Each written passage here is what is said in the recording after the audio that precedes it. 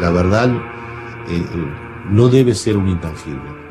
La verdad tiene que agarrarse y forzosamente establecerse. Todo lo que nosotros pensamos que era verdad, un día cambia y podemos encontrar cosas que cambian la historia.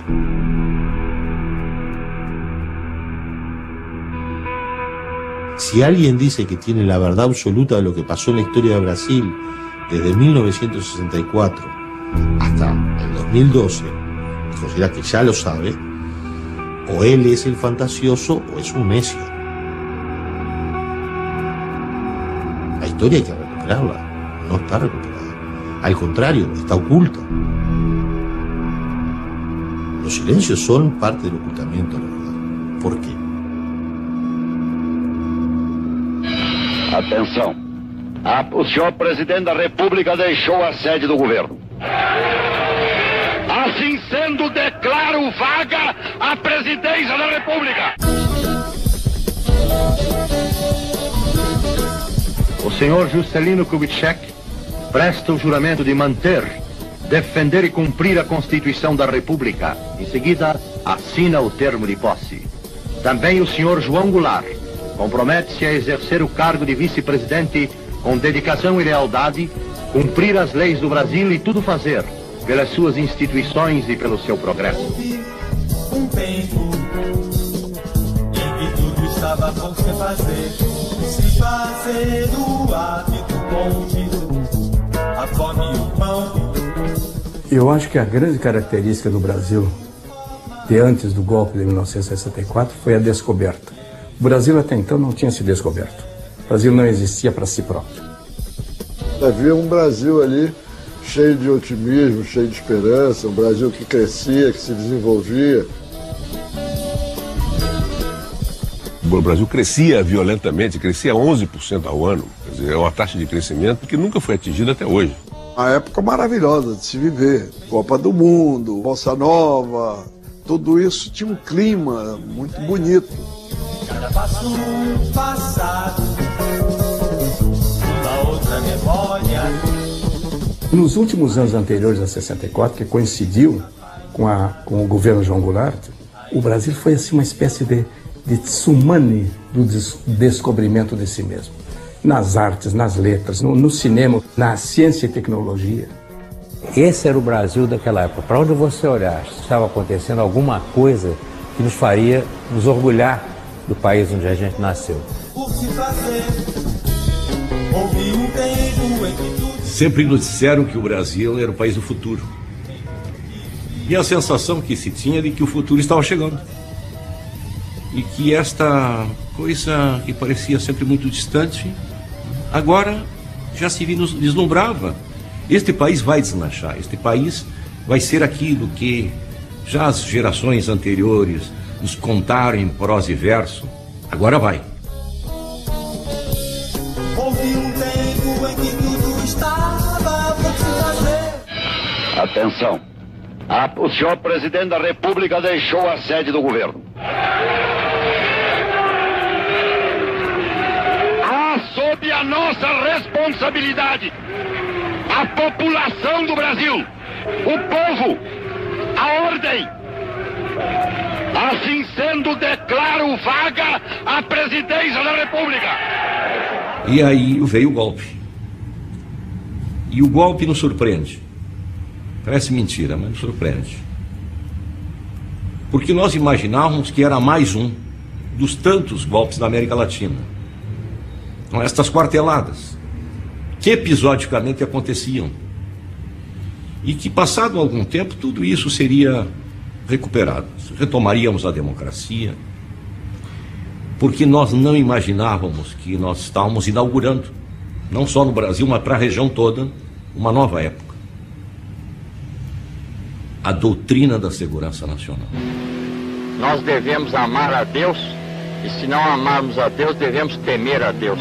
De modo que aqueles que não amam a revolução ou a situação que foi imposta, pelo menos devem temê-la. O baque de 1964, num país que tinha usado as liberdades para se conhecer a si mesmo em todos os ramos de atividade, o baque, o tapa, a bofetada foi tão extensa que nós ficamos quase silenciosos durante muitos anos. Porto Alegre, João Goulart fugiu para o Uruguai, seguido de Leonel Brizola e outros elementos do governo deposto. As lembranças do Brasil são esporádicas, assim, mas esse dia, por exemplo, a rotina mudou naquele momento. Vimos malas prontas, a mãe correndo, um avião esperando, mas é um dia que a gente relembra como um dia fora do dia a dia de uma família que estava no Brasil e foi arrancada do seu meio, dos seus amigos e principalmente do seu país. Mas pior do que as coisas materiais são as coisas que esse país sofreu durante os anos da ditadura. O que nós não podemos perder sem dúvida alguma agora, o conhecimento daquilo que existiu. Tanto é que quando derrubam Jango pelo Acordo de Pequim. Na tarde de 13 de agosto, chega a Pequim João Goulart, vice-presidente da República dos Estados Unidos do Brasil. Quando, em 61, há a renúncia de Jânio Quadros, ele estava na China, sim. Quanta sabedoria. 61, João Goulart estava na China tratando de negócios. Passados todos esses anos, todo mundo quer vender alguma coisa para a China. Não, a viagem do Jango à China era muito importante. Poucos países do mundo tinham relações com a China comunista. E era fundamental que o Brasil tivesse relações com o maior país do mundo. Então, em termos econômicos, em termos de relações econômicas, era fundamental a visita do vice-presidente à China numa missão oficial. Viva a amizade cada vez mais estreita entre a China popular e os Estados Unidos do Brasil.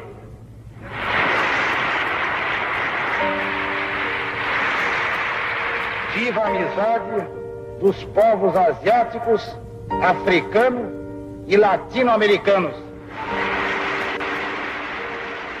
Depois que o Jânio renunciou e os militares tentando impedir a posse do substituto, quer dizer, normal dele, que era o João Goulart, que era o vice-presidente, né? E o Jânio já fez de propósito, ele já renunciou, certo de que os militares não deixariam o João Goulart assumir. E ele voltaria nos braços do povo. Quer dizer, era um golpe. Em cima desse golpe, o vice-presidente era João Goulart. Né? Com a renúncia do presidente, tinha que assumir o vice. E o vice estava na China. Isso foi interpretado como ele sendo um comunista. Sucede que o Brizola era o governador do Rio Grande do Sul. Aí o Brizola imediatamente se juntou com o comandante do 4º Exército, cuja sede era no Rio Grande do Sul, e ameaçou se sublevar, dizer que não aceitava a posição dos militares impedindo a posse do João Goulart. O que garantiu a posse do João Goulart foi o movimento iniciado no Rio Grande do Sul pelo Leonel Brizola, que houve no Rio Grande do Sul, foi uma rebelião popular, se estendeu depois pelo país inteiro, como? Através da rádio. A tal ponto que o 3º Exército assumiu uma postura a favor do governador, ou seja, a favor da Constituição da legalidade. Viu? Depois de ter recebido ordens de Brasília para bombardear o Palácio do Governo em Porto Alegre e, se possível, até as imediações do Palácio. Então a volta dele foi muito complicada. Toda uma negociação, porque no Rio Grande do Sul se resistiu, com a legalidade. Ele veio pelo Pacífico, desce em Montevidéu, fica aguardando para saber como é que iam resolver o problema. Aí ele é levado ao Brasil, recebido em Porto Alegre, e há um acordo de que ele sim assumiria a presidência da República, mas no regime parlamentarista. E o senhor acredita no regime parlamentarista, no êxito desse regime que se instala com a sua pessoa como presidente da República? Basta que o regime parlamentarista traga essa paz e essa tranquilidade tão desejada pela família brasileira, basta que traga um clima de desenvolvimento para o país e ele já terá prestado um grande serviço a essa nação. A partir daí ele passa a trabalhar politicamente, isto é, agosto, para em janeiro ele vai feito um plebiscito, onde o povo foi consultado se queria manter o parlamentarismo ou queria voltar ao presidencialismo, que ganhou com quase 90% dos votos. Então, aí ele retoma o poder.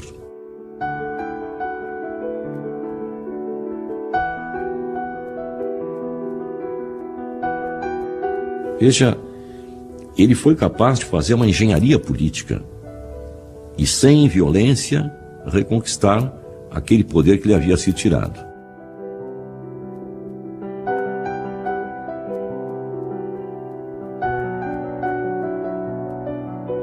Trabalhadores do campo já poderão então ser concretizada, embora em parte, a sua mais sentida e justa reivindicação, aquela que nos dará um pedaço de terra própria para ele trabalhar, um pedaço de terra para ele cultivar.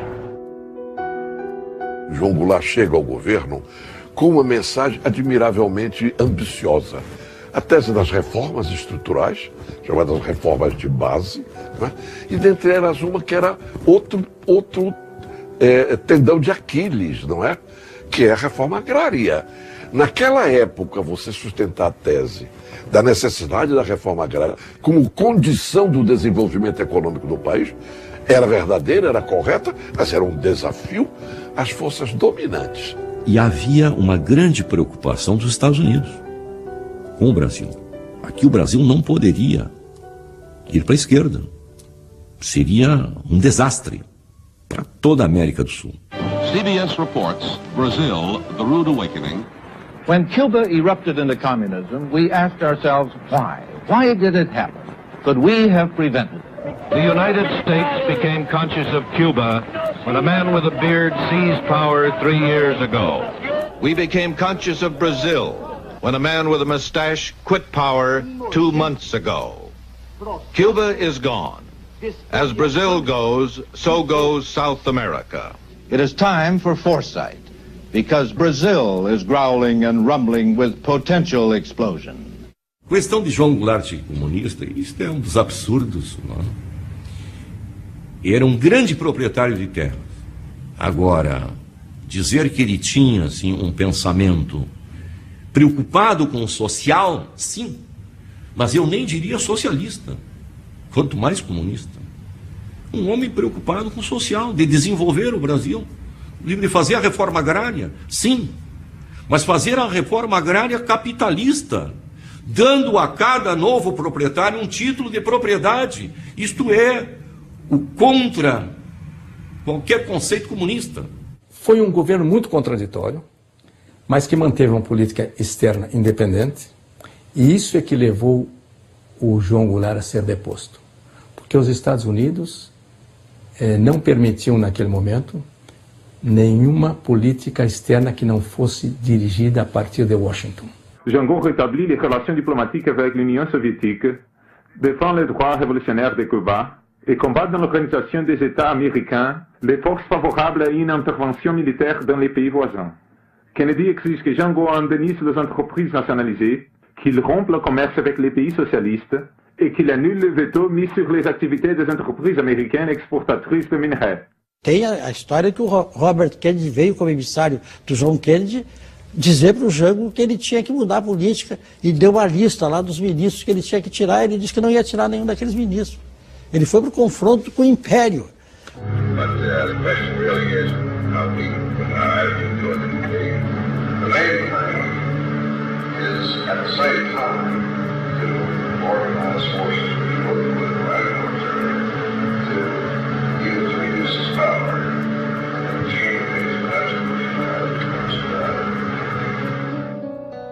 Então, os americanos aqui intervinham. Já haviam intervido no processo eleitoral, financiando a campanha de vários deputados federais e de vários senadores.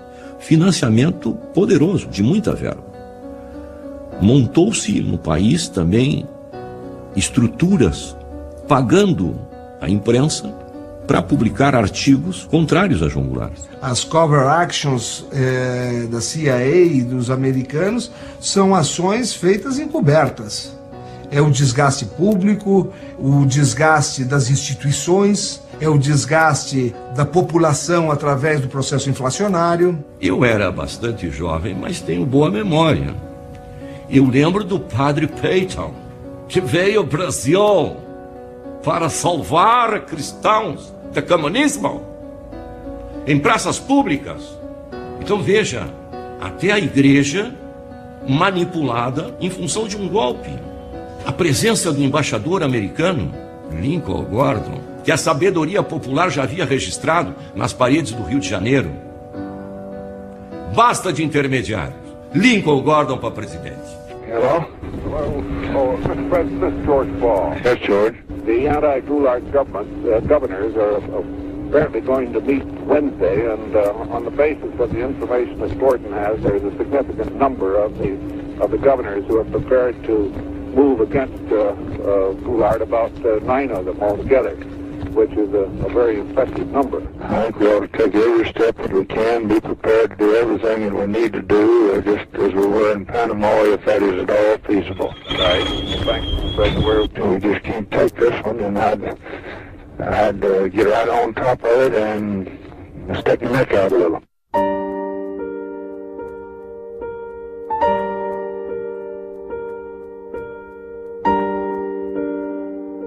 E o presidente João Goulart me disse a mim, da conversa à vida com Santiago Dantas, em que o Santiago diz, olha, na realidade eu quero informar o senhor de que a esquadra americana já saiu dos Estados Unidos, já está na direção da América do Sul. Só que o general Mourão Filho, de alguma forma, ficou sabendo que havia um golpe em marcha e antecipou. E sai com a sua tropa de Minas Gerais. E ele sai de Minas, antecipa e causa uma grande confusão. Então isso nos levou a um beco sem saída. Não havia alternativa. Nós tínhamos um projeto inovador, não tínhamos como levá-lo a cabo. Havia uma expectativa de que por trás do Jango estava o Brizola imaginando um golpe. Veio o golpe.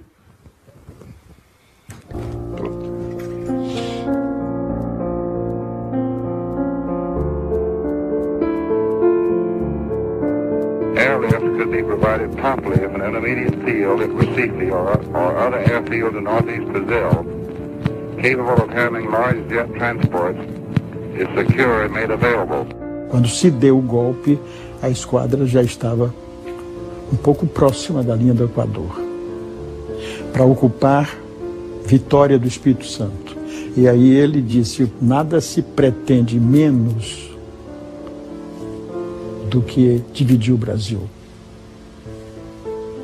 E assim como eles fizeram com a Coreia do Norte e a Coreia do Sul, e fizeram com o Vietnã do Norte e Vietnã do Sul, se eles ocupam Vitória do Espírito Santo, vai haver um Brasil do Norte e um Brasil do Sul. E ter muito cuidado. Essa coisa foi obsessiva na cabeça do João Goulart. Eu e mais 2 jornalistas, o Fernando Pedreira, que era do Estado de São Paulo, e a Maria da Graça Dutra, que era do Correio Brasiliense, fomos os últimos e os únicos a estarmos com o Jango naquele dia, 1º de abril, quando o Jango sai do Rio Acuado, vai para Brasília, em Brasília já ele decide ir para Porto Alegre. O general Ladário Telles, ele era o comandante do 3º Exército quando ele faz a declaração no dia 1º de abril. Não concordo com essa posição de fecharem a Constituição, de derrubarem a Constituição e deporem o presidente da República. Eu não concordo. Então nós todos aconselhamos o presidente a que ele fosse para o Rio Grande. Quando chega em Porto Alegre, já o Mazili tinha sido empossado na presidência da República. Que o Congresso também dá o golpe. O Congresso é que dá o golpe. O Congresso é que formaliza o golpe. Os militares dão o golpe e o Congresso formaliza o golpe. Empossando o Mazili, que não podia. Mas não podia ser empossado porque o presidente da República estava com o governo em Porto Alegre. Mas com a conivência do presidente do Congresso, Auro de Moura Andrade. Abandonou o governo. Esta cefalia configura a necessidade do Congresso Nacional como poder civil. Nós estávamos assim acordados ainda, quando ouvimos por volta assim de 5 horas da manhã, jornais de rádio entrando de improviso e dizendo o presidente dos Estados Unidos acaba de reconhecer a legitimidade do governo, do novo governo do Brasil. 3 horas depois. O general Ladário chegou um momento que disse ao presidente: olha, presidente, eu tenho condições de resistir, mas haverá um banho de sangue nesse país. E o presidente disse ao general que se a permanência dele no governo seria um banho de sangue entre os irmãos brasileiros, que ele preferia ir embora. Quando o golpe foi dado contra Jango, o Ibope tinha levantamentos que davam a Jango 78% ou 80% de intenção de voto. E Jango, quando cai, não cai por ser um governo fraco. Senão não o teriam derrubado. Faltavam poucos meses para as eleições. Jango cai exatamente por propor as reformas de base que fariam desse país, sem dúvida alguma, uma potência mundial naquele momento.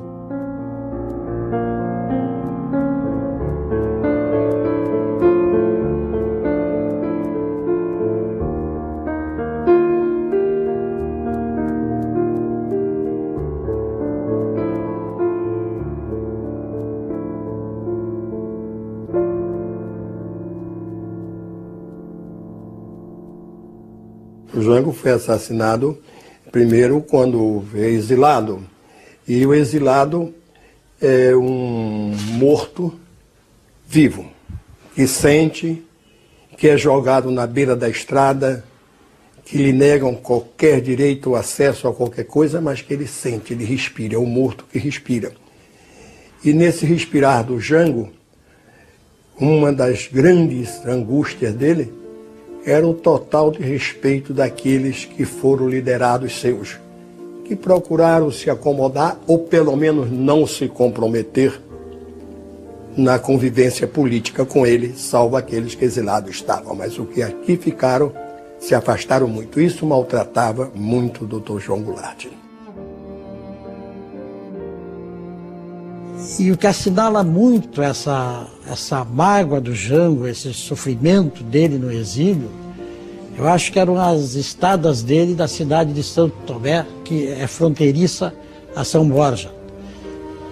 E que o Jango ia ali e à tardinha ficava sentado e ficava com muita saudade e muita nostalgia olhando para São Borja.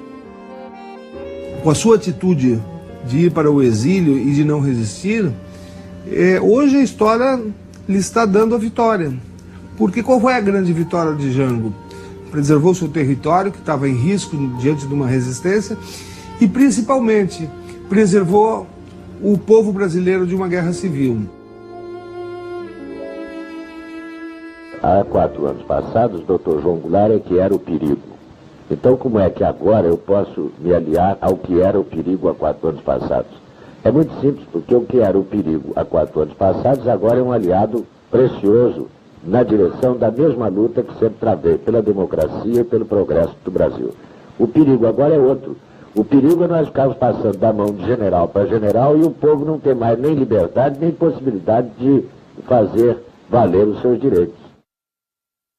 A Frente Ampla foi em 1967, num período de abertura do governo Costa e Silva. 3 grandes da Frente Ampla, que eram Juscelino Kubitschek, João Goulart e Carlos Lacerda. O único que não tinha perdido os direitos políticos era o Carlos Lacerda. Então o único beneficiário concreto era o Carlos Lacerda.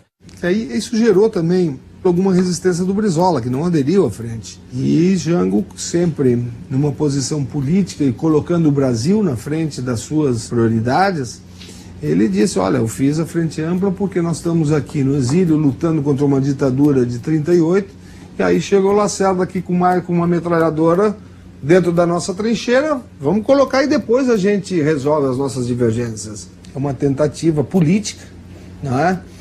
Que eu acho que foi válida. Dr. Carlos Lacerda, Vossa Excelência ganhou mais ou perdeu mais com o encontro de Jango e o rompimento de Sodré? Não sei se ganhei mais ou perdi mais, sei que o Brasil ganhou.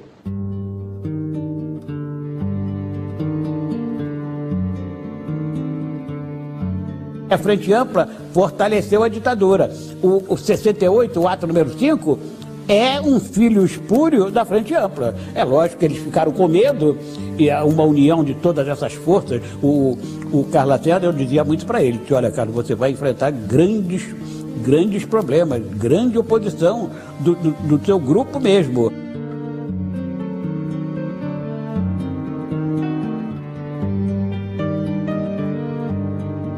Então começa a se notar que era uma ditadura que vinha para ficar.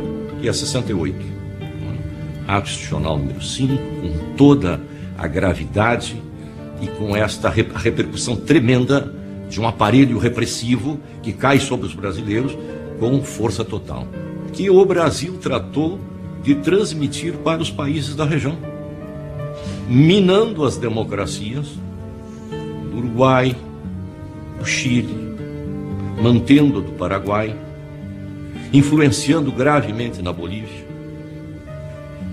Então, este foi um período duro que se viveu.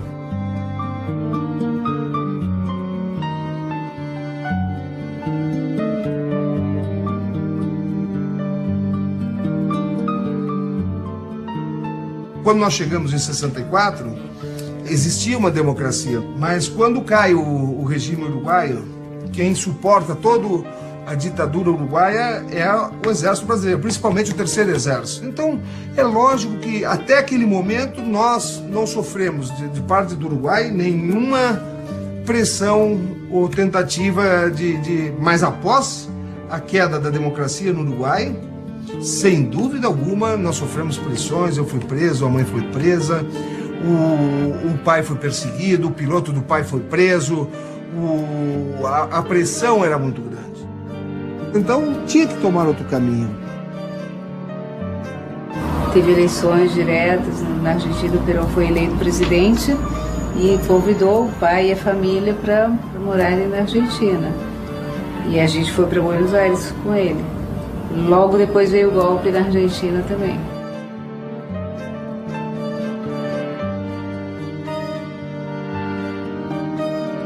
Depois veio o golpe, claro, e chegaram informações de que existia uma orientação para sequestrar os filhos de Jango. Aquilo era a espécie da mão de obra mafiosa das Forças Armadas, o subproduto da polícia, de tudo. Atentado em Buenos Aires, em 1974, enmarcada dentro da Operação Cóndor, se produjo la muerte del general Carlos Prats y de su esposa Sofía Cuthbert, quienes fueron víctimas de un atentado.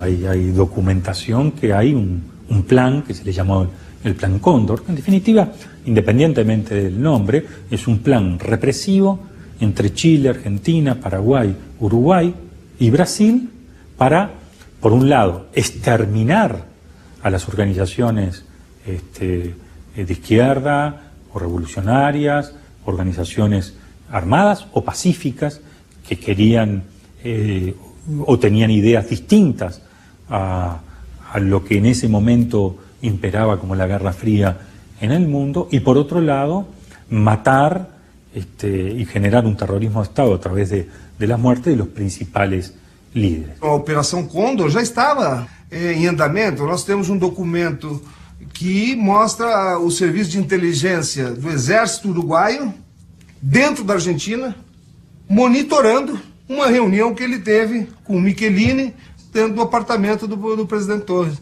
Então, é evidente que esta intercomunicação dos serviços que depois vieram a ser catalogados como Operação Cóndor já estavam funcionando.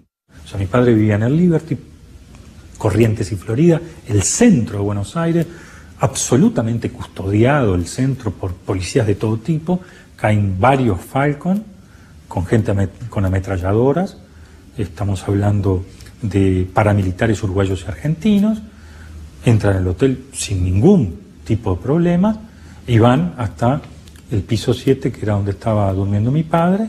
Algo pasó en el cual mi padre es secuestrado, después termina siendo asesinado junto con Gutiérrez Ruiz.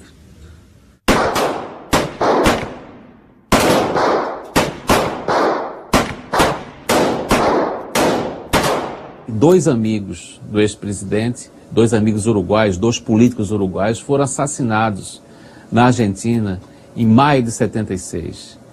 E ele, segundo depoimento de amigos, ele recebeu um telefonema. Alguém dizia: você será o próximo. Mas quando mataram o Torres também descobriram um grupo que disseram que uma das coisas que seriam feitas era assassinar o Jango e os filhos e sequestrar os meninos. Authorities are not saying what kind of bomb was responsible. Former Ambassador Letelier was pronounced dead on the scene. Letelier had been an outspoken critic of the military regime now ruling Chile. Evidentemente se concentra em 1976 toda esta perseguição, né, aos exilados de uma forma ou outra, principalmente na Argentina e Chile, enfim. Contexto norte-americano. A eleição de Jimmy Carter com um discurso claro de que não estava de acordo com práticas das ditaduras do Cone Sul. Isso me leva a supor, e creio que com bastante razão, que as ditaduras militares da região começaram a preocupar-se com uma transição sob a qual eles não teriam controle. É o jogo da abertura. A abertura para a América do Sul, quer dizer, a substituição dos militares que não permitiam, de certa maneira, que se abrisse também as economias. Eles fecharam os regimes políticos e estatizaram as economias. E isso passou a desagradar. E aí veio a onda da democratização da América do Sul. Isso aí está relatado em diversos livros aí, por outras motivações, não é? E aí esses militares que estavam no poder começaram a dizer: bolas, vem aí essa tal de democracia, vem eleições, e são esses aí que vão ganhar as eleições. E nós estamos presos, diziam eles, não é? E aí vem uma série de assassinatos.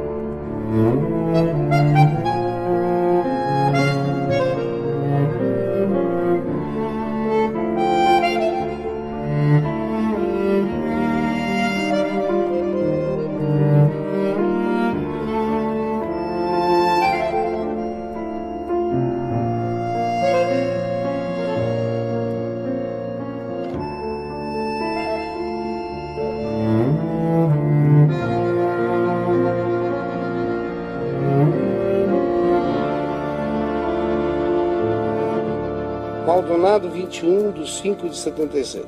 João Vicente, meu bom amigo, em Buenos Aires, um clima cada vez mais tenso. Há 2 dias, sequestraram do hotel e de sua residência os nossos amigos.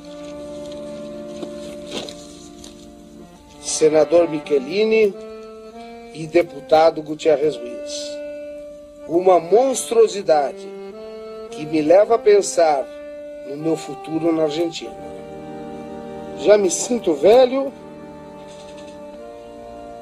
e um pouco desanimado para novos empreendimentos. Isso talvez fique para vocês.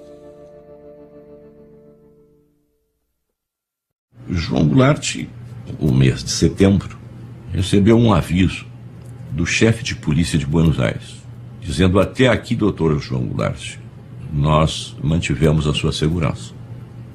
Daqui para frente, não posso mais lhe garantir nada. É aí que ele resolveu que ele queria sair também da Argentina, não queria mais ficar no Uruguai e na Argentina, ele queria ir para Paris e ir para Londres com os meninos. Foi para Londres, voltou para organizar os negócios todos para sair também, porque isso ele me disse: olha, nós vamos sair daqui, vamos sair em seguida. A principal obsessão de João Goulart nesse período não era ir para a Europa visitar os filhos, era voltar para o Brasil. E há um relatório secreto do SNI, essas histórias há muita fantasia a respeito, mas eu acho que há indícios claríssimos assim de que ele realmente planejava voltar ao Brasil. Ele não ia esperar que um dia a anistia viesse. E há um relatório do SNI produzido em agosto de 76, um relatório confidencial, que diz o seguinte: em Paris, pela obsessão da volta e das perspectivas que eles estão criando no Rio Grande do Sul, João Goulart mostrou-se inclinado a regressar ao Brasil. Ao lhe ser ponderado que conviria, antes de adotar tal decisão, o reexame da questão, respondeu que seu propósito de retorno está admitido, em princípio, sem haver uma resolução definitiva. Ou seja, havia a intenção de João Goulart clara de voltar. Isso foi registrado em relatórios secretos do Serviço Nacional de Informações, o famoso SNI. O Brasil o tinha caçado por 10 anos. Ou seja, ele era livre para voltar para o seu país. E quando ele se preparava para voltar, existe uma circulação interna do Silvio Frota dizendo: se o ex-presidente chegar oriundo de qualquer parte, em qualquer ponto do território nacional, será preso imediatamente, levado a uma unidade militar e incomunicado de quem quer que seja. Então é evidente que existia uma perseguição brutal em cima dele. E um lance pouco conhecido dessa saga foi vivida pelo piloto e amigo pessoal de João Goulart, chamado Manuel Leães. Ele participou dessas gestões para uma possível volta de João Goulart. Ele recebeu a visita de um agente do SNI em Porto Alegre, em casa, que seria o emissário de militares. Ele interpretou, Manuel Leães, essa visita como uma sondagem sobre a eventual disposição de João Goulart de voltar ao Brasil. Obviamente, o Manuel Leães comunicou essa visita ao João Goulart. Os dois teriam um encontro para discutir pessoalmente esse assunto, e por uma dessas coincidências inexplicáveis, no dia em que haveria a tal reunião, ele recebeu a notícia de que João Goulart tinha tido um infarto e tinha morrido na Argentina, né?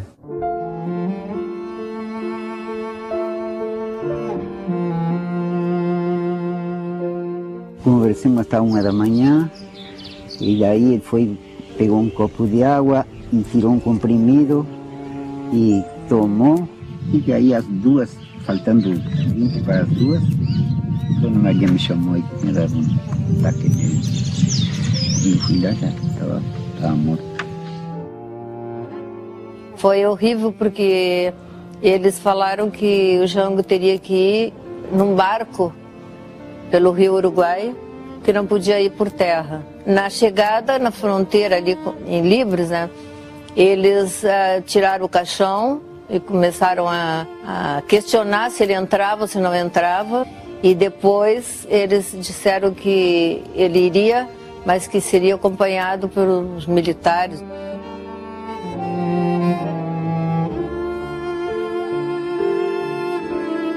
Entre Uruguaiana a São Borja, durante toda a estrada, havia pessoas acenando com o laço branco, reconhecendo que ali estava passando o corpo daquele que havia sido um presidente do Brasil e que o saudavam no seu regresso à pátria, morto.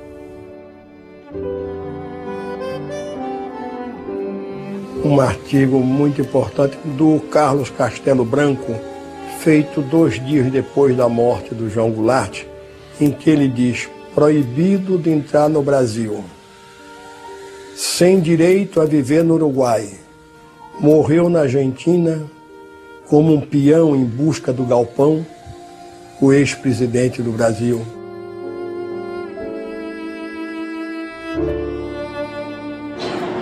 Ele morreu onde não queria morrer, no exílio.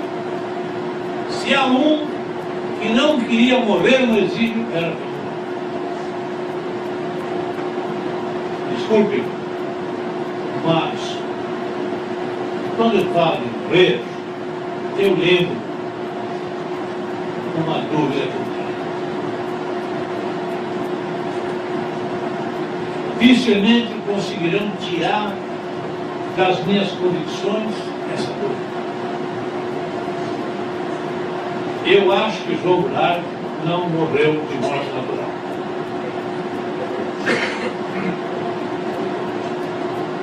Como outros, naquela época, foram vítimas de um plano terrorista dos grandes poderes mundiais que visavam varrer com as lideranças autênticas da América Latina. Há coisas assim que chamam a atenção. É o contexto em que se dá a morte de Jango, figuras políticas de alto relevo, todas assassinadas, e o comportamento da ditadura militar brasileira para a permissão do ingresso dos restos mortais de João Goulart em território brasileiro. O delegado da Polícia Federal em Uruguaiana, que permitiu o ingresso do ataúde, o corpo de João Goulart, foi preso pelo Exército e levado preso para o quartel em Uruguaiana, por ter permitido o ingresso. O então superintendente da Polícia Federal no Rio Grande do Sul, o coronel Solon Rodrigues, foi chamado no gabinete do então comandante do Terceiro Exército, o general Bethlen, para explicar como havia sido permitido. E foi punido. Perdeu a superintendência. Veja que até morto João Goulart foi matéria de grande preocupação para a ditadura brasileira. E há, sobre a morte de João Goulart, dois fatos importantes, que é o seguinte, né? É preciso ver que nessa época nós estávamos no auge da Guerra Fria. Então havia muita troca não só de informações, mas de suspeitas e de acusações. E um dos focos estava na Argélia, que era onde estava, por sinal, exilado o Miguel Arraes. Miguel Arraes escreveu uma carta ao João Goulart, dizendo que tomasse cuidado porque as forças de esquerda daquela situação estavam informadas que iria haver um atentado contra o João Goulart. Eu sou uma das pessoas, talvez, que soube antes dos fatos que isso ia acontecer, que ouviu a sentença que havia sido pronunciada nessa reunião do Cone Sul e que essa sentença começou a ser executada. Semanas depois, o próprio Brizola, cunhado do João Goulart, fez chegar ao Jango uma carta dizendo textualmente o seguinte: não durma 2 noites no mesmo lugar. Eu falei muito com o Brizola sobre isso. O Brizola falou assim: não, a situação era muito crítica, porque todo dia a gente recebia, não é? Eu recebi umas 2 ou 3 vezes, recebia notícias de que havia matado o João Goulart. Brizola, ficamos sabendo, foi vítima, ao menos, de uma tentativa de assassinato por envenenamento. E ele estava no interior do Uruguai, sentiu-se mal e foi levado para um hospital imediatamente, o que acabou por lhe salvar a vida. Pensar que porque Jango no estaba generando una actividad política muy pública, no era un riesgo, yo no estoy muy convencido de eso. Yo creo que el solo hecho de que Jango esté vivo es un riesgo, porque es el líder. Brizola puede ser el que esté haciendo 1000 cosas, otros dirigentes del exilio pueden hacer 1000 cosas, pero el presidente derrocado es Jango. Si en Brasil había una reinstitucionalización o un proceso de mudanza o de cambio, como ya había ocurrido alguna vez en la historia, ¿quién era el candidato natural a recuperar la presidencia? ¿Quién era el presidente, el rey caído? Era Jango. ¿Quién era el que podía unificar? Precisamente porque tampoco se había hecho mucha cosa en la política. Era la víctima. Una víctima que seguía al lado de la frontera de Uruguay cualquier mudanza que pudiese haber dentro de la interna de la dictadura brasileña. Una diferencia entre el gobierno y el tercer ejército de Río Grande do Sul. Si ese tercer ejército venía y le decía, Chango, vení, ¿qué podía pasar? ¿Qué podía pasar a nivel mundial? ¿Cuál sería el presidente más reconocible o reconocido? Chango. Goulart não foi o único ex-presidente brasileiro a morrer em 76. A morte de Juscelino Kubitschek num acidente de automóvel surpreendeu o país. Qualquer pessoa sabe que as 3 pessoas mais importantes no caso de abertura no Brasil eram Juscelino Kubitschek, João Goulart e Carlos Lacerda. E se vocês pegam as 3 e junto a esse critério que me foi comunicado naquela oportunidade, só pode dizer que eles tinham sido condenados à morte. Morre o político, escritor e ex-governador do estado da Guanabara, Carlos Lacerda. Jango, dezembro de 76. Lacerda, março de 77. E mortes suspeitas. Lacerda estava gripado, foi numa clínica, tomou uma injeção para gripe e acabou morrendo. O acidente de Juscelino nunca foi bem explicado. E o caso de João Goulart nos remete à necessidade de investigar. Logo depois da morte do Lacerda, eu fui procurado por várias pessoas que acharam estranho a morte de 3 líderes da Frente Ampla. Juscelino, por exemplo, 10 dias antes da morte dele, correu o boato que ele tinha sido morto na mesma hora, 16 horas e 20 minutos. Correu a notícia, Juscelino morreu num acidente de estrada entre Lusiana e Brasília. Olha, Juscelino não foi, nesse dia Juscelino ia a Brasília, mas não foi, ficou na fazenda dele, em Lusiânia. Mas se tivesse ido, fatalmente teria morrido, em acidente de estrada. Agora, 10 dias depois, na Rio e São Paulo, morreu na estrada. 10 dias na mesma hora, por sinal. A notícia correu na mesma hora. O Adolfo Bloch deu uma passagem de avião para o presidente Juscelino ir para o Rio de Janeiro. O presidente recebe um telefonema que ninguém sabe, nem o coronel Eleodoro sabe qual é esse telefonema, e chama o Geraldo e vai de carro para o Rio de Janeiro. O Geraldo Ribeiro e o presidente inadvertidamente abasteceram o carro no posto do brigadeiro criador do Serviço de Informação da Aeronáutica. E logo depois acontece o acidente. Juscelino Kubitschek, um acidente pouco explicado. Algumas figuras que imediatamente apareceram no local do acidente. Alguém que ficou com o diário de Juscelino. Uma figura ligadíssima ao general Golbery Couto Silva. O acidente, a gente vai ver as fotos, um carro atropelado por uma jamanta viraria uma bucha de 1,5 metro, 2,5 metros. Ele explode igual uma flor. A tinta que estava no carro de Juscelino era uma tinta preta. O carro que bateu e desequilibrou o carro de Juscelino teria sido um carro preto, que a tinta estava lá. Que esse carro preto tinha sido visto por testemunhas.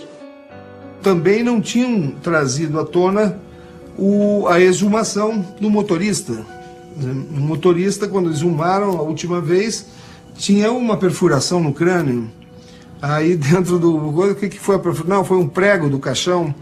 Quer dizer, um prego num espaço de 10 centímetros consegue ter uma aceleração da velocidade que nenhum cientista até hoje constatou uma coisa dessa, furar a cabeça do Geraldo. Juscelino morre em agosto, Jango morre em dezembro, Lacerda morre em fevereiro, março, né? De 77. Então, no espaço de 9 meses, foram mortos aqueles que eles acreditavam que poderiam liderar novamente uma resistência civil, uma de liderança civil. A mecânica da morte é meio complicada. Enquanto a mecânica da morte do Juscelino foi, digamos assim, pode haver espaço para uma armação, do Lacerda também há suspeita que uma enfermeira introduziu o potássio, o soro fisiológico, que o Lacerda gripado estava na Casa de Saúde de São Vicente. Agora, no caso do João Goulart não há, digamos assim, uma teoria bem clara nesse sentido. Mas há uma história que é o envenenamento, troca de medicamentos. Na Operação Andréia, surge em Santiago de Chile antes da derrubada do presidente Allende. O Projeto Andréa são 10 venenos para aniquilar os inimigos que eles estavam montando aonde quer que eles estivessem. Esse laboratório é conduzido por um grande químico chamado Eugenio Berríos, e que morreu depois, foi assassinado em Montevidéu. Lá eles desenvolvem no Projeto Andréa 10 venenos, sob a responsabilidade do químico Eugenio Berríos e o Michael Townley, que é um agente recrutado pela CIA, hoje vive sob proteção do governo americano, e é ele, Michael Townley, que na cara dos americanos executa o Letelier lá em Washington. Eles fazem um atentado contra o vice-presidente do Chile em Roma, terminam matando na França, ou seja, não só se bastava exterminar os seus adversários dentro dos seus territórios, como aonde eles estivessem. No caso do João Goulart, ele morre na fazenda, né, em Mercedes. Os remédios que ele tomava, ele era cardiopata. Os remédios que ele tomava desapareceram, pura e simplesmente, da cabeceira. Entrou lá uma pessoa e entrou perguntando pelos remédios e recolheu os remédios. O corpo do João Goulart foi colocado de pijama dentro do caixão. Foi proibido abrir o caixão e todo esse deslocamento do corpo do João Goulart até o túmulo é acompanhado pelos serviços de informações brasileiros. Hoje, ontem, qualquer pessoa que morre em território estrangeiro é feita uma autópsia. E a surpresa grande foi que não foi permitido fazer autópsia nem na Argentina, não foi feito nem no Brasil, e depois, detidamente, a gente foi vendo a certidão de óbito dele, consta morte por enfermidade, que é morte por doença, é uma coisa muito vaga, não é uma coisa que possa constar numa certidão de óbito. Essa coisa estranha, que lá morreu e não fizeram um exame para definir a causa-morte, autópsia, que se faz em qualquer pessoa, por mais desvalida, por mais abandonada que esteja. Um ex-presidente, o regime argentino, que era militar, ditatorial, ele tinha a obrigação de fazer até em defesa própria. Há 24 anos morria na Argentina o ex-presidente João Goulart, uma morte até hoje mal esclarecida e que está sendo investigada por deputados numa comissão externa. O Brizola que afirmava que o Jango tinha sido morto. Isso foi bem antes de 2000. Tanto é que o Brizola lutou e tal, o Miro era líder do PDT na época, e o Brizola insistiu para ele abrir uma comissão de inquérito. O nome do ex-presidente João Goulart constava de uma lista de líderes políticos que deveriam ser eliminados pela Operação Condor, coordenada por militares dos países do Cone Sul. A afirmação é do deputado Neiva Moreira em depoimento à comissão externa da Câmara que investiga a morte do ex-presidente. O deputado Neiva Moreira foi contemporâneo de João Goulart e era exilado político na Argentina pouco antes da morte do ex-presidente. O deputado afirmou que viu a lista com o nome de João Goulart durante uma invasão de militares argentinos em sua residência. Essas afirmações reforçam as dúvidas de membros da comissão sobre a verdadeira causa da morte de João Goulart. Eu não acredito que o presidente João Goulart tenha sido assassinado. Isso é fantasia. Produziu um infarto às 2h40 da manhã, sendo que as evidências são no sentido do infarto. Por que eu vou começar a fazer locubração porque fulano morreu, cicrano, Lacerda, tudo isso é teoria, porque não há, o que há de evidente era que ele era um cardíaco e teve um infarto devido a essas condições. Muniz Bandeira critica como una versión fantasiosa todo esto porque él ha escrito una versión oficial sobre la vida de Goulart. Y Muniz Bandeira tiene mucha importancia y conocimiento en Itamaraty. Es más, investigadores de Itamaraty, algunos documentos solo los abren después que los vio Muniz Bandeira.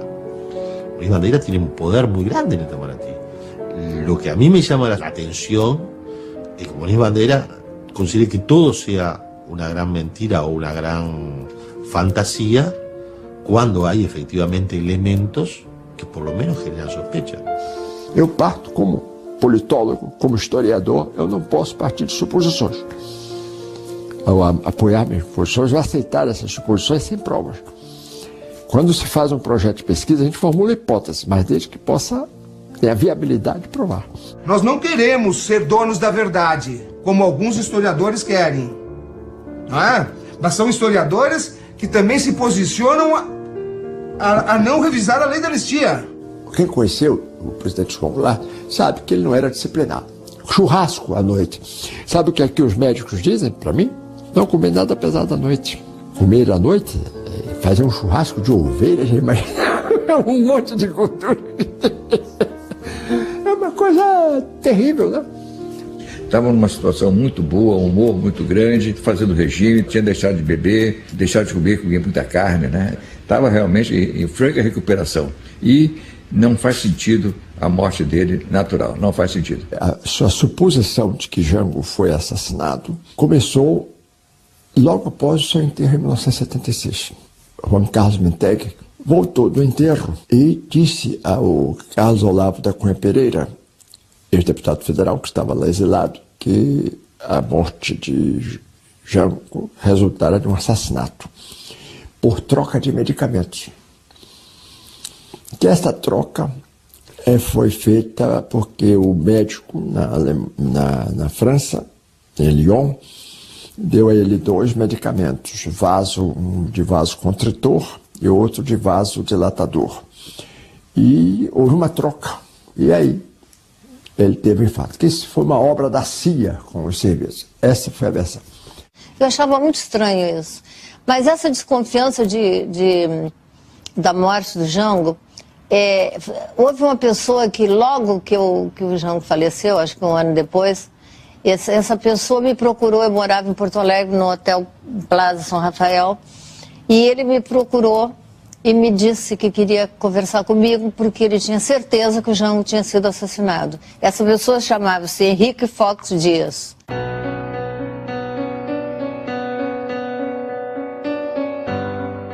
Fox Dias era o proprietário da estância El Milagro, em Maldonado, e que vendeu essa estância para Jango. Tornaram-se amigos. Quando da morte de Jango, ele começou a perceber que muitas coisas irregulares e altamente suspeitas estavam acontecendo. Inclusive que João Goulart estava sendo roubado e que a morte de Goulart era muito suspeita. E haviam pessoas próximas também a João Goulart que mantinham esta mesma posição, de que a morte não havia sido natural. E ele procura Maria Teresa Goulart, se dispondo a investigar, e procura várias e várias vezes. Mas ele me procurou e ele ficou meio assim comigo, porque eu não quis recebê-lo, e ele realmente me falou isso. E eu, no momento, falei assim, não, isso aí não é verdade, você está inventando, está criando uma coisa que não é verdade. Até que finalmente, num contato, consegue uma procuração que o autorizava a investigar.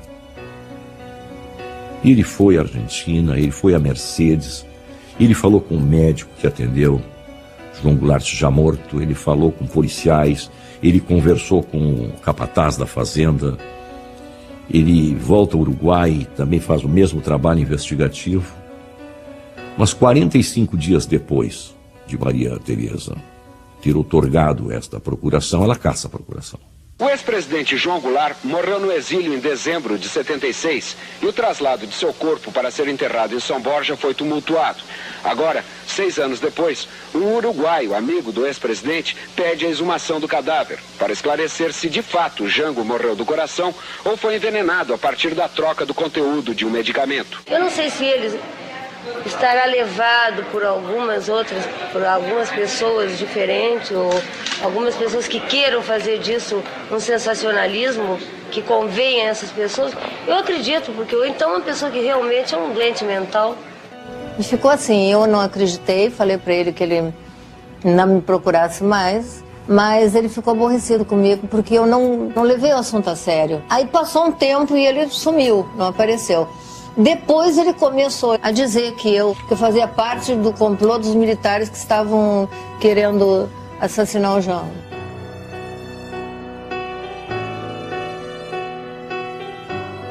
Ao que parece, ele ficou muito aborrecido com esse gesto E aí escreve o seu livro famoso, El Crimen Perfecto, aonde afirma que João Goulart foi assassinado e elenca uma série de situações que, de certa forma, remeteriam a se acreditar que sim, que foi um assassinato. Que más que un libro, es un informe. El libro que yo escribí sobre el doctor Goulart es simplemente un informe donde se explican todos los pasos que sucedieron, que concurrieron a la muerte de él, es decir, todos los hechos esos que van realizando y quiénes fueron los que de alguna forma tuvieron una relación directa com a morte dele, assim.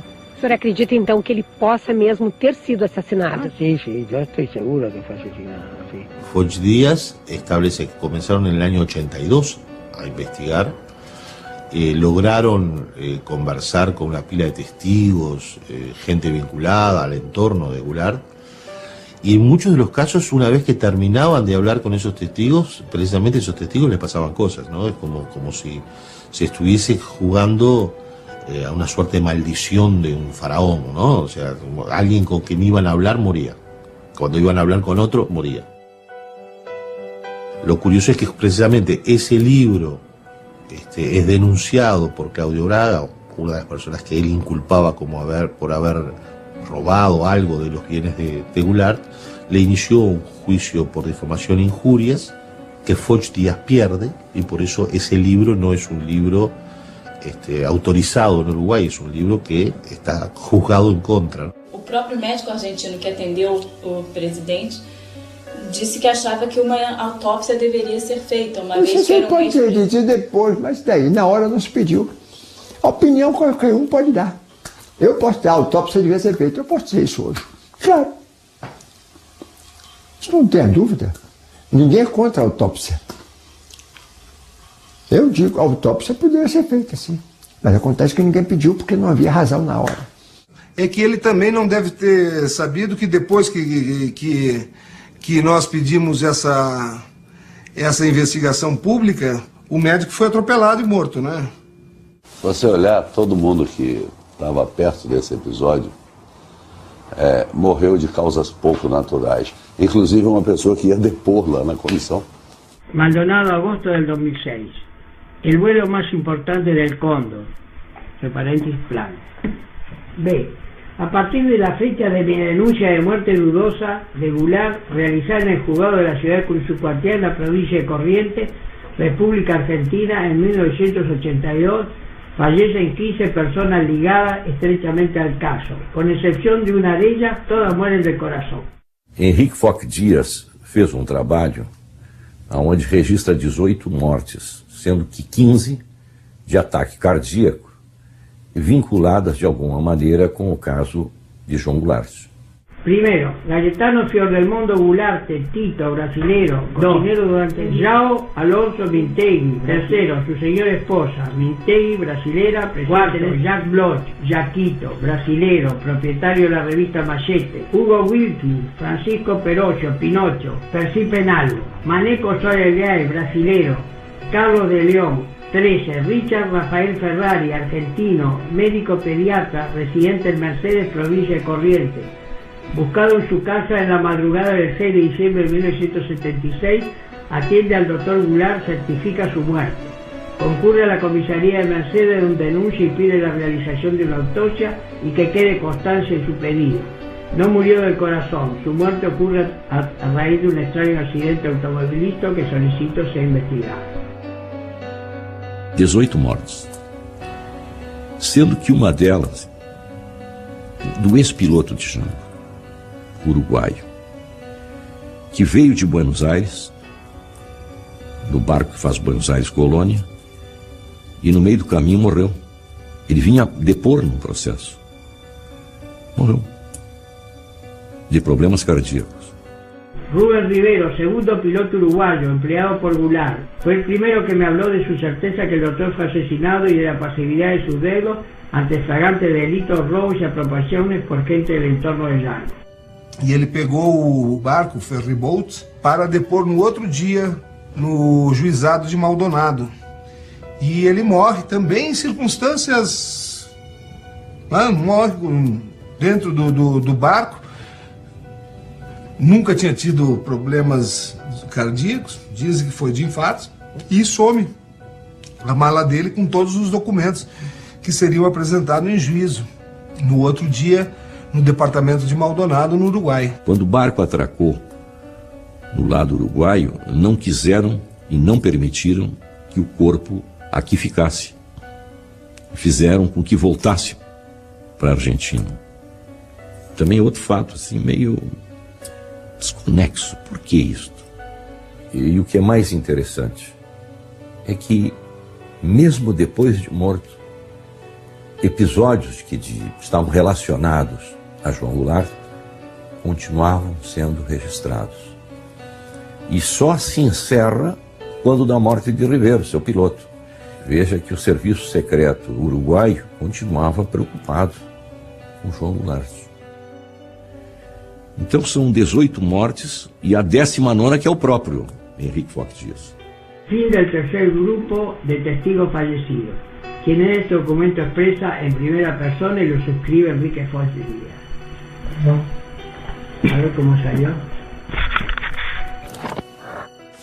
Para mí el valor de la grabación de Fox Díaz, más allá de que él pueda también tener una teoría conspirativa, o más allá de que él tenga una frustración por no haber podido quedarse con las grabaciones o hacer el libro que él pensaba hacer, en su certeza de que Goulart fue asesinado, el testimonio lo que importa es quizás el hecho de que lo hace y muere. Fox Díaz hace esa grabación y en el 2007 también muere del corazón. Él es el 16º muerto del corazón en toda esta trama en la cual hay tanta gente vinculada a João Goulart que muere del corazón.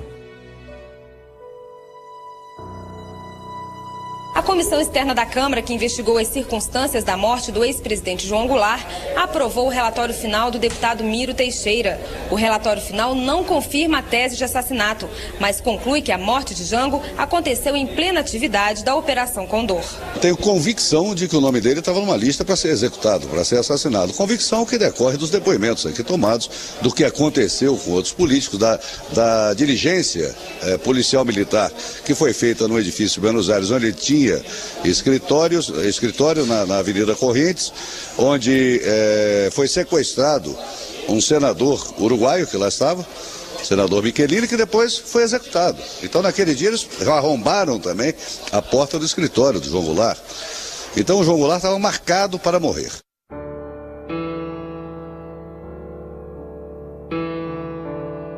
Meu nome é Mário Barreiro. No passado fui um agente do Serviço Secreto Uruguaio de um grupo denominado GAMA, Grupo de Ações Militares Antisubversivas, e me dediquei durante tempo integral à monitoração do ex-presidente João Goulart. En el año 2002, en noviembre, a mí me otorgaron un premio de derechos humanos en Porto Alegre. Cuando llegué a Porto Alegre me enteré que había un uruguayo en la cárcel que decía tener conocimiento de cosas de Uruguay, y fui a entrevistar a esa persona a la cárcel de Sochipa, que era Mario Ronald Barreiro Neira. Y entre las cosas que me contó sobre Uruguay, también me incluyó toda una historia que en aquel momento yo no la consideré de importante para mi artículo en Uruguay, que era la existencia de una conspiración para asesinar a Goulart en el marco del Plan Cóndor. Él en aquel momento habló de la Operación Escorpión y comenzó a dar una serie de detalles de algo que yo no tenía mucho conocimiento, porque yo no había estudiado hasta entonces qué era lo que había pasado con la muerte de Goulart. Lo cierto es que cuando llegué a Montevideo con aquella grabación, comencé a investigar la parte uruguaya, y efectivamente en la parte uruguaya muchos de los datos que daba eran ciertos.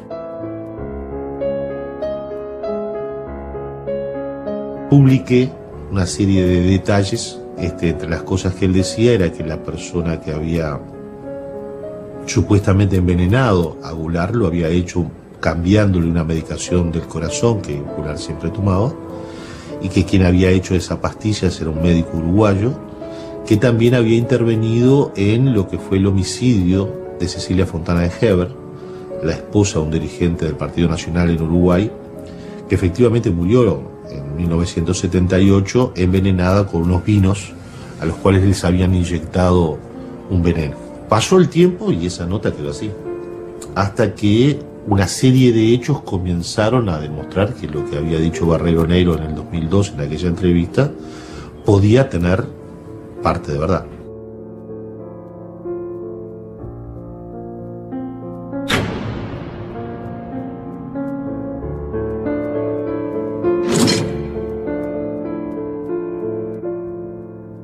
No sé quiénes son ustedes, imagino que quieren saber alguna cosa con relación a morte do ex-presidente, me imagino que deve ser isso, porque outra razão para me visitar aqui, não acho. Eu sabia que ele tinha dado essa entrevista para o Roger, porque eu tinha essa entrevista há muito tempo guardada. A primeira vez que eu vi o Barreiro foi nessa entrevista que eu fui como jornalista lá da TV Senado.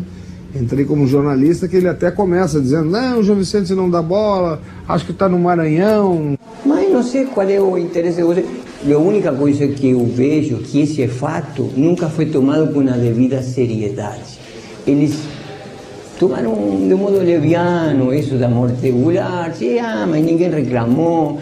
O filho está se dedicando, sei lá, à ganaderia, à agricultura. Também não se interessou. Dona Maria Teresa.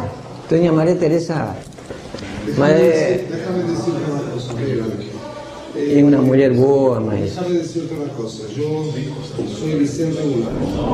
Varias personas han estado... ¿Vicente? Sí. Yo hice cuestión de venir acá porque van a ser 30 años de fallecimiento de la muerte de mi padre. Y estuve acá contigo, Analí, como Conin. E eles me disseram que vos querias falar comigo. Foi difícil. Realmente é uma situação de encarar uma pessoa que está ali te dizendo que participou do extermínio do seu pai. Eu acho que eu imagino que o senhor deve ter raiva de mim, porque eu fiz parte de um conluio que terminou com a vida de seu pai. Mas eu não podia fazer muita coisa, não podia fazer. Era um elemento, uma engrenagem naquela máquina. Eu não era nada, era um tenente de fantasia. O tenente Tamuz era tenente para fazer as coisas. Mas agora eu reconheço que eu fiz parte de toda uma engrenagem, toda uma máquina para eliminar um homem que não merecia morrer. Não é porque o senhor que é o filho está hoje presente. Eu já venho dizendo desde o ano 84 que João Goulart não merecia aquilo, né? Ele foi perseguido, muita coisa da monitoração foi de grande peso para a condena dele. Ele foi condenado pelo que ele falava, não pelo que ele fazia, mas pelos amigos. Por exemplo, era amigo do Selmar Michelini, era amigo de Gutiérrez Ruiz, muito amigo, ajudou ele várias vezes, até financeiramente. Uma das coisas que me surpreendeu no relato dele foi realmente que ele tinha conhecimento de uma batida de um carro que eu bati em Montevidéu e nunca foi feito o boletim de ocorrência. Só o fato dele saber disso, que só eu sabia, o telefone da fazenda, por exemplo, eu nem me lembrava, ele deu de cor. Tudo o que ele falava era monitorado, o que falava no telefone 220-30, me lembro, aquele da Milagro, era o número do telefone era 220-30, me lembro até agora.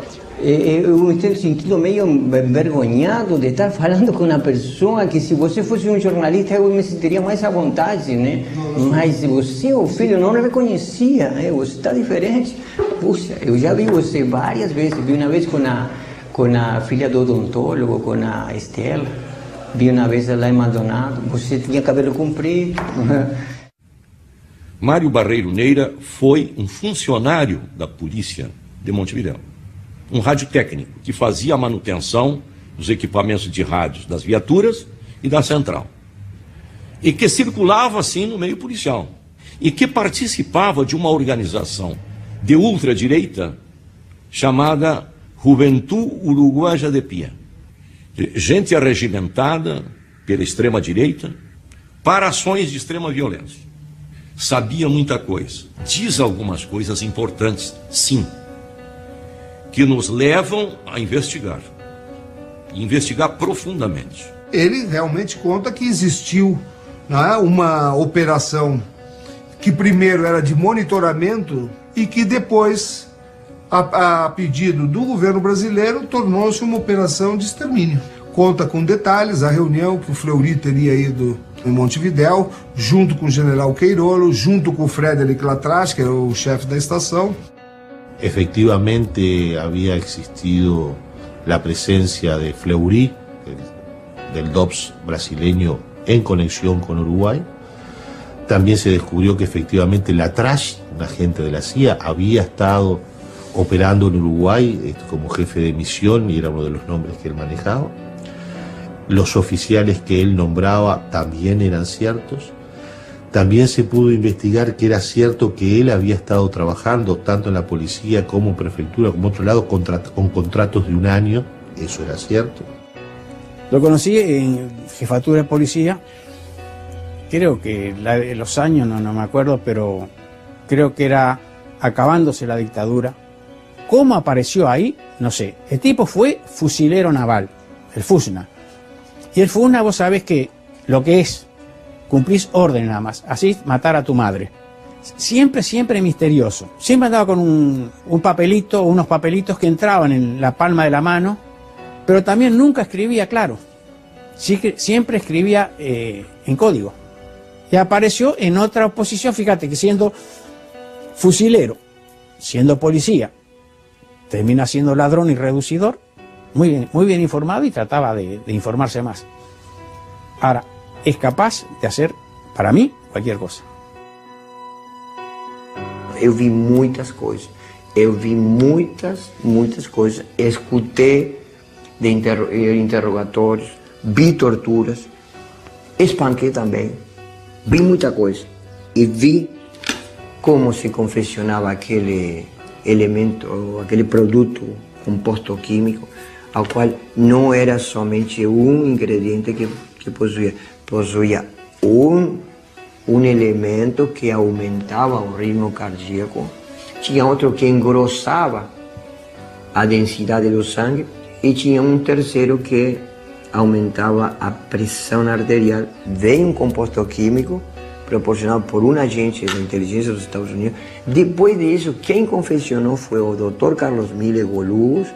Lo que eu soube e pude perceber que o Dr. Carlos Mille Golugos, o Capitão Adonis, como médico legista, ele foi o que ficou no comando. Nós sabíamos que tinha 30 comprimidos, né? E um seria o letal. Desse modo, eu me perguntei, por que um e não todos? É tão caro? Não, não é que seja caro. É que não pode ficar comprimidos, não poderia ficar um comprimido para uma perícia.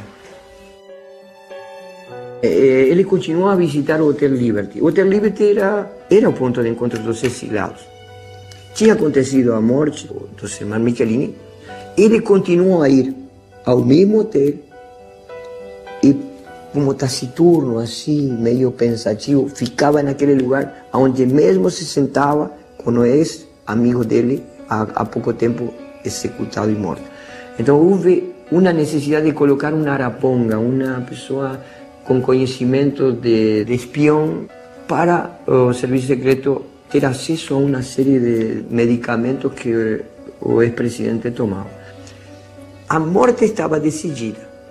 A morte do presidente estava decidida através de um método encobertado.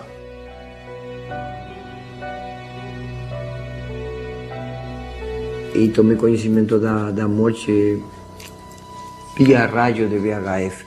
Não estava no local quando aconteceu. Havia uma vontade de dificultar o regresso do corpo do presidente ao Brasil. Ele não poderia ser examinado por 48 horas. Por 48 horas, aquela substância poderia ser detectada.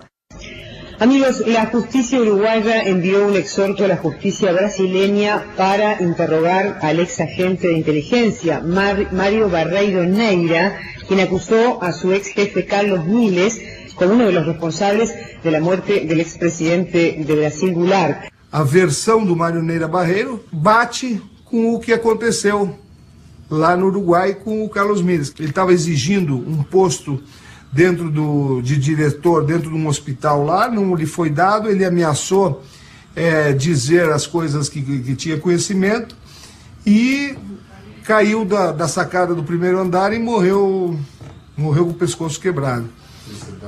Suicidaram o Carlos Miles. Todos los contextos y todos los entornos de lo que dice Barreiro Neira son ciertos. Lo único que falta es confirmar que efectivamente se le cambió la pastillita y que esa pastillita fue la que provocó la muerte de Goulart.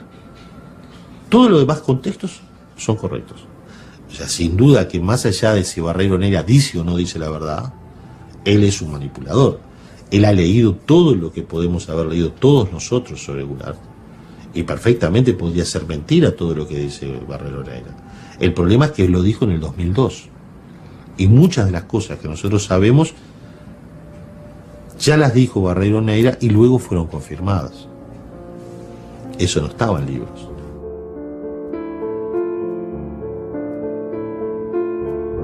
Isso é fantasia.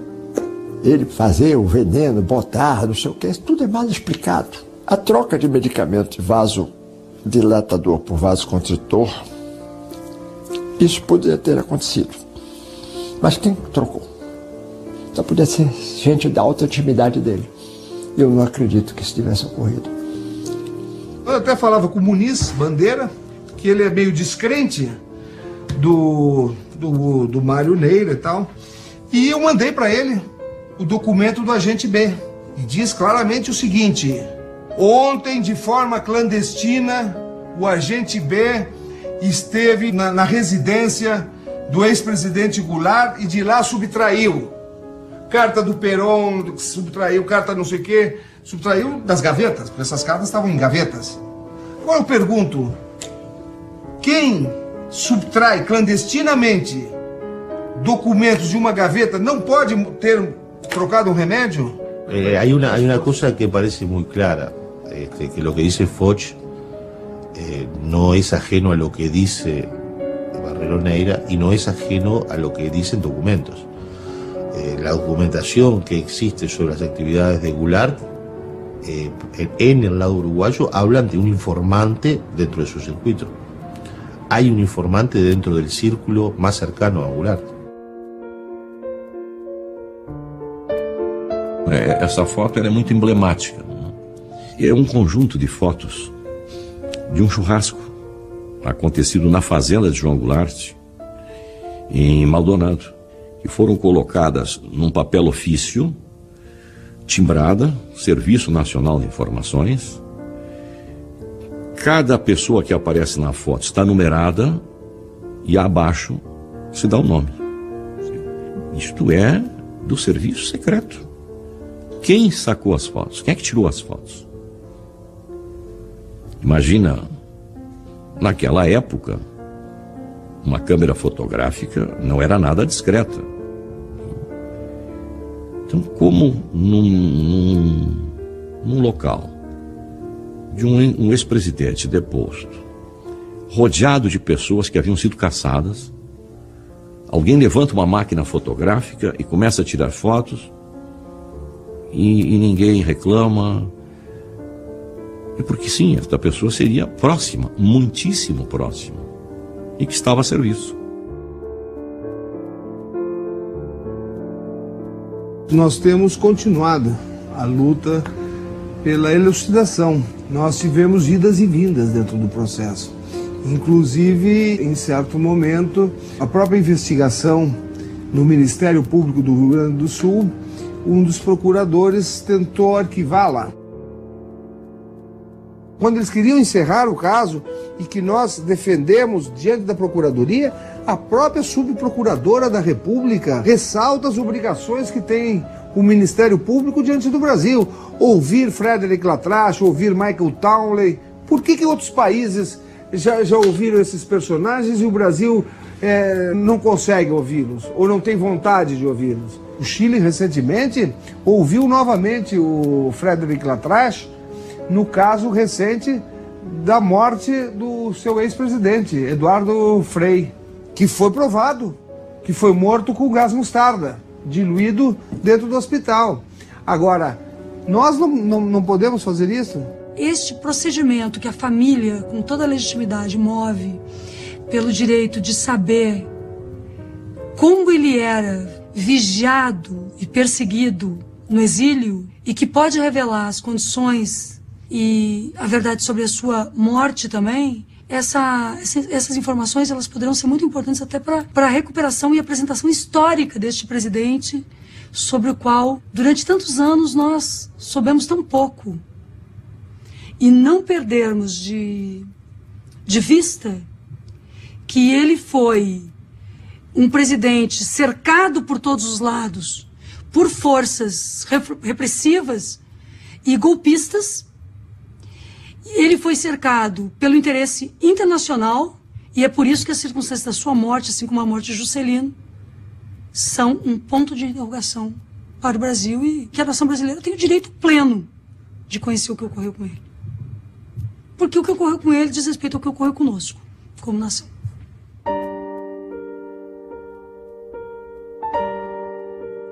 En el marco de la investigación, por una acción que realizan Jair Krischke y João Vicente Goulart, solicitan una documentación al Estado uruguayo y el entonces ministro de Relaciones Exteriores, Gonzalo Fernández, entregó a Krischke una serie de documentos.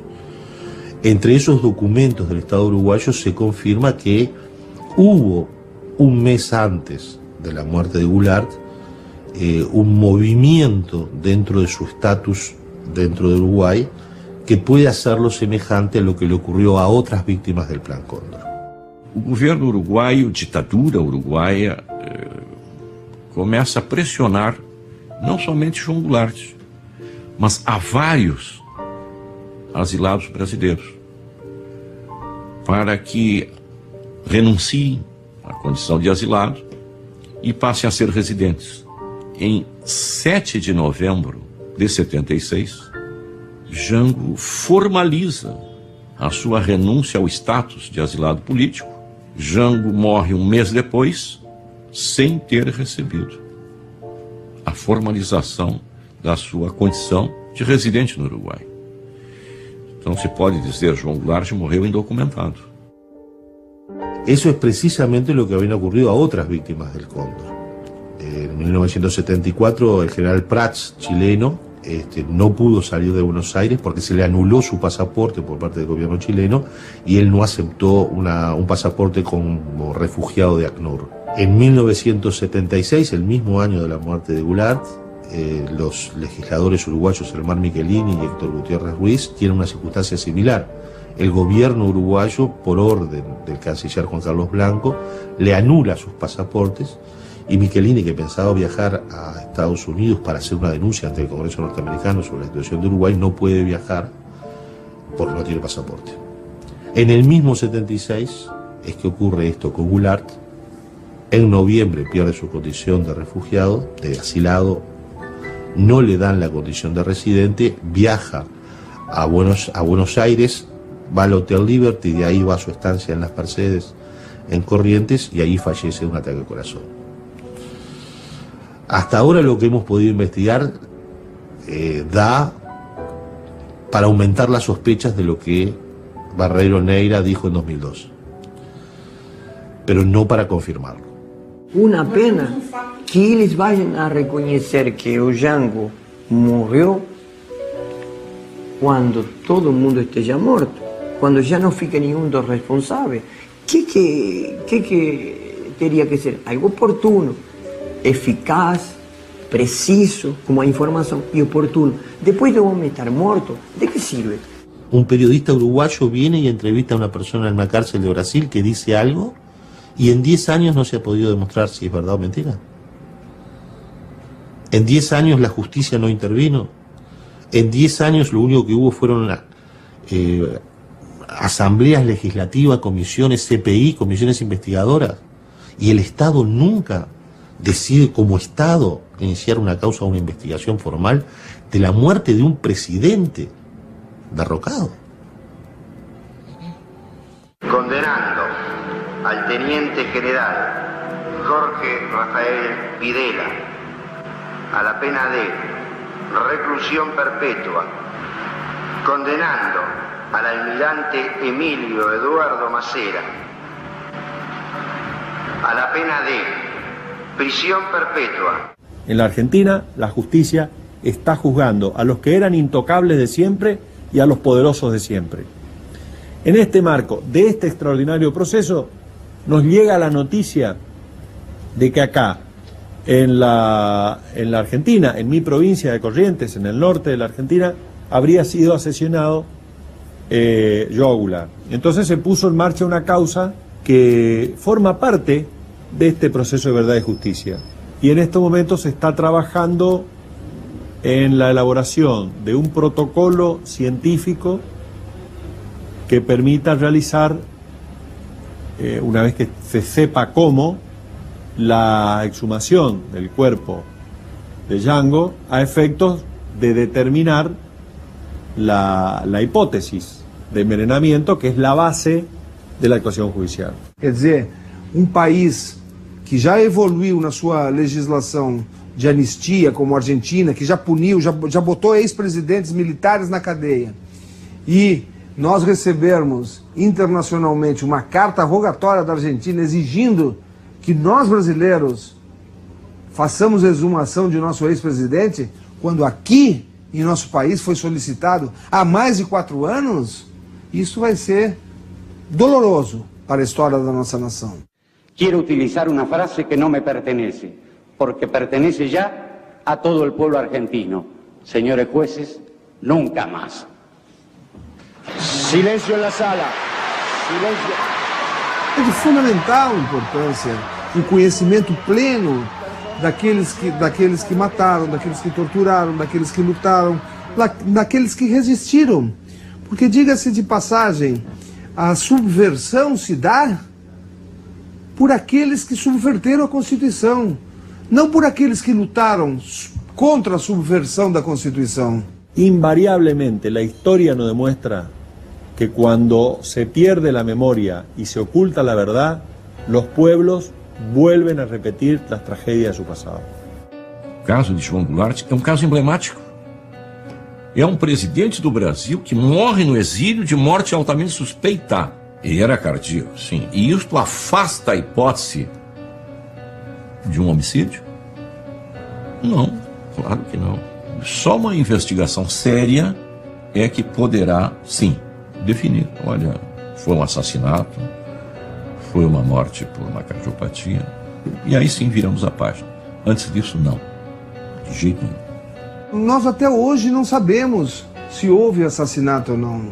Então nós temos que ter um cuidado muito grande em dizer que foi assassinado. Agora, nós não podemos viver eternamente nessa dúvida, a família. É por isso que nós veementemente pedimos o final dessa investigação.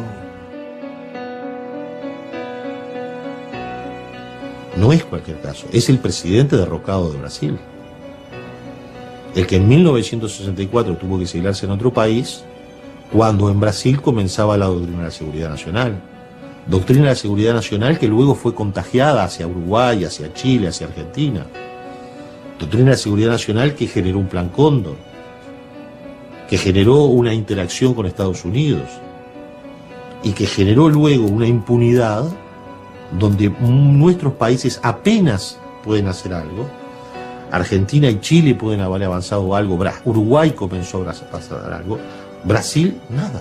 ¿Qué preso hay o qué juzgado hay ante tantos crímenes desde la Operación Bandeirante hasta la fecha en Brasil? Brillante Ustra, la gente del DOPS, Fleury. ¿Qué pasó? Miremos nuestros propios ombligos. ¿Y cuántos secretos tenemos? ¿Cuántos muertos hay en el ropero? Que nosotros podemos seguir jugando al detective, seguir investigando, encontrando pedacitos y haciendo titulares de diario, o haciendo documentales, o haciendo noticias. Pero esto es un tema político, en definitiva. Y hasta que el Estado brasileño no tenga la voluntad política de investigar en serio qué pasó con João Goulart, nosotros no vamos a llegar a la verdad.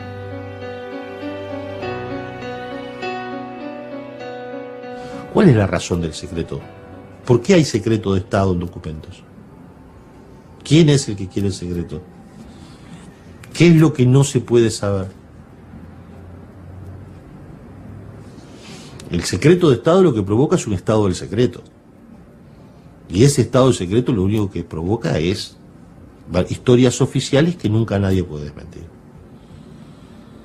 Yo como periodista lo que quiero es saber la historia y la verdad, y por lo tanto romper con los silencios. Los silencios son parte del ocultamiento de la verdad. Y el secreto de Estado es eso, un secreto. Evitar que se sepa la verdad. ¿Por qué?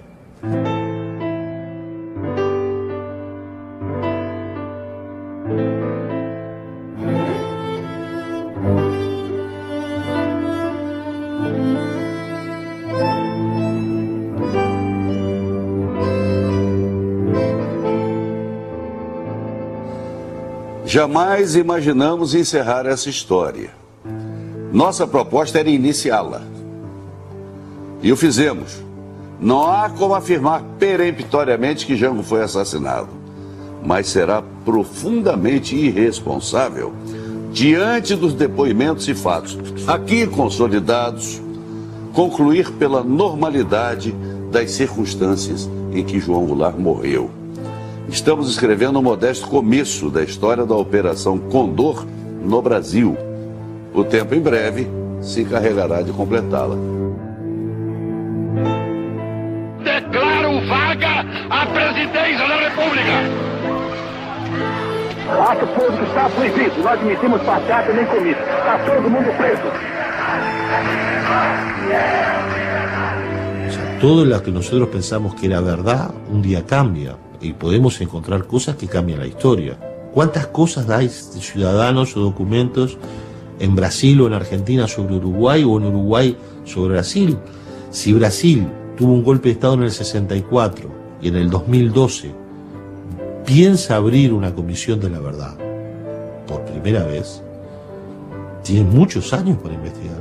O importante não é só Jango, o importante é que o Brasil dê conta dos seus desaparecidos, dos seus mortos, o que houve no Araguaia, o que houve com Rubens Paiva. São várias figuras, são vários líderes, são várias pessoas que lutaram por esse país, que lutaram pela redemocratização do país e que não se sabe nem onde estão e estavam sob proteção do Estado. E eu acho que o Brasil, à medida que a sociedade vai conhecendo o que houve, vai exigindo que se dê uma solução final a essas famílias que estão esperando até hoje.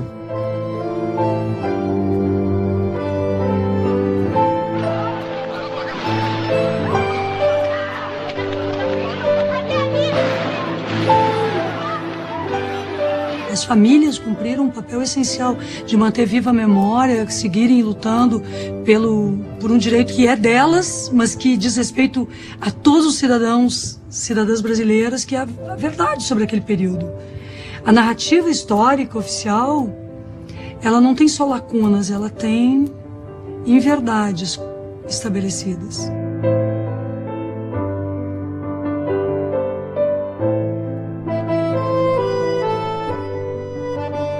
Declaro promulgada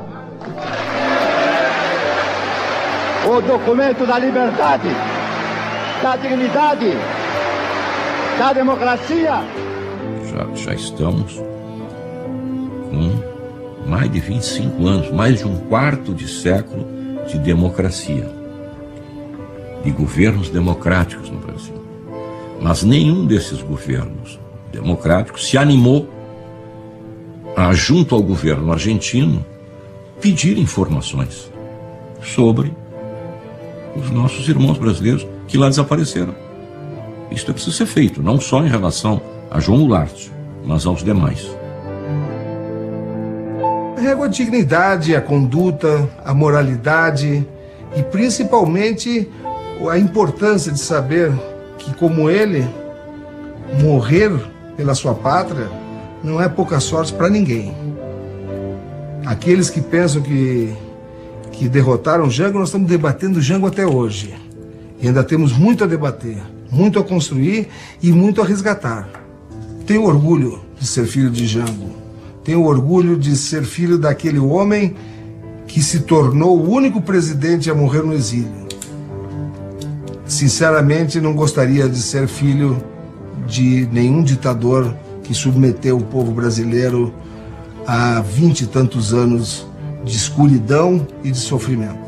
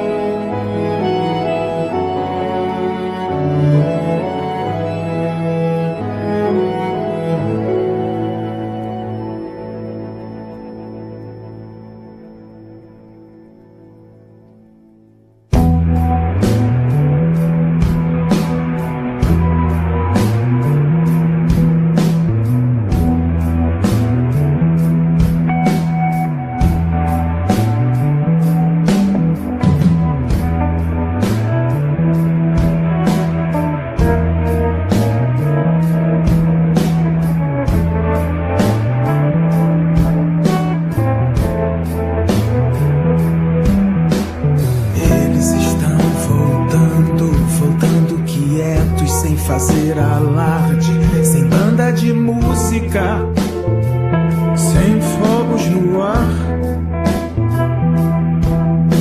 Chegam sofridos, trazendo suas mágoas guardadas no bolso, trazendo suas dores marcadas no rosto.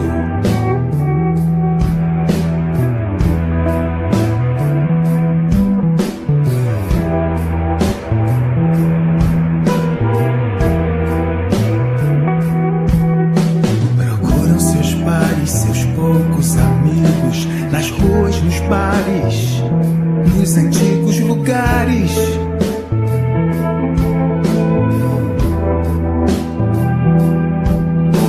Procuram seus mortos, suas velhas imagens, às vezes as vozes ouvidas no exílio.